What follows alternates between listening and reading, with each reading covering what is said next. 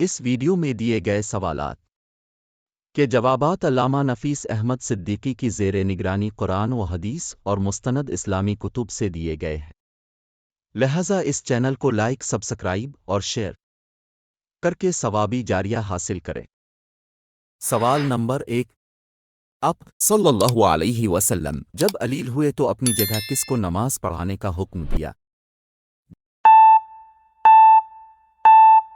جواب: حضرت ابو بکر رضی اللہ عنہ۔ حوالہ جامع ترمذی حدیث نمبر 3672۔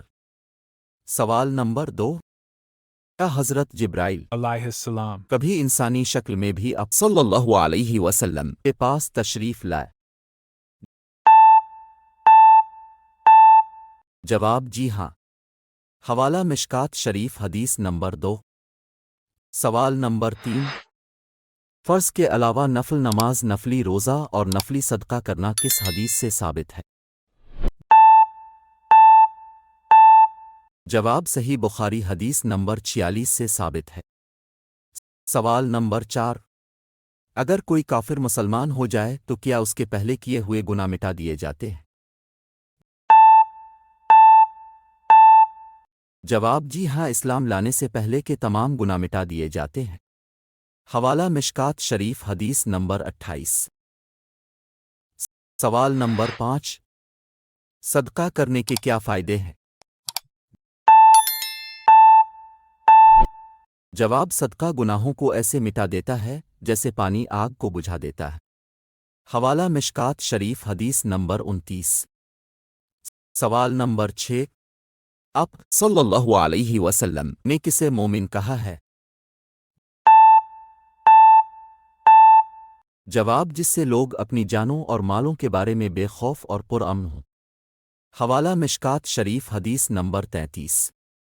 سوال نمبر 7، آپ صلی اللہ علیہ وسلم سے ایک شخص نے دریافت کیا کہ ایمان کیا ہے تو آپ صلی اللہ علیہ وسلم نے کیا فرمایا؟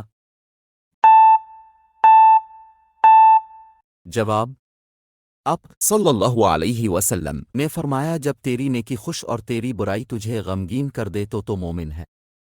حوالہ مشکات شریف حدیث نمبر 45۔ سوال نمبر 8، شیطان خوش ہو کر کس کو گالے لگاتا ہے؟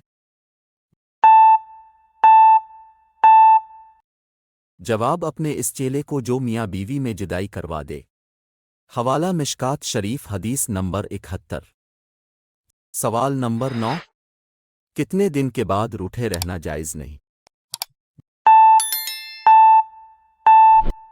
جواب: 3 دن سے زیادہ روٹھے رہنا جائز نہیں۔ حوالہ صحیح مسلم حدیث نمبر 6535۔ سوال نمبر 10، کیا نکاح سے قبل لڑکا اور لڑکی ایک دوسرے کو دیکھ سکتے ہیں؟ جواب: جی ہاں، بڑوں کی نگرانی میں ایک دفعہ دیکھ سکتے ہیں۔ حوالہ جامع ترمذی حدیث نمبر 1078۔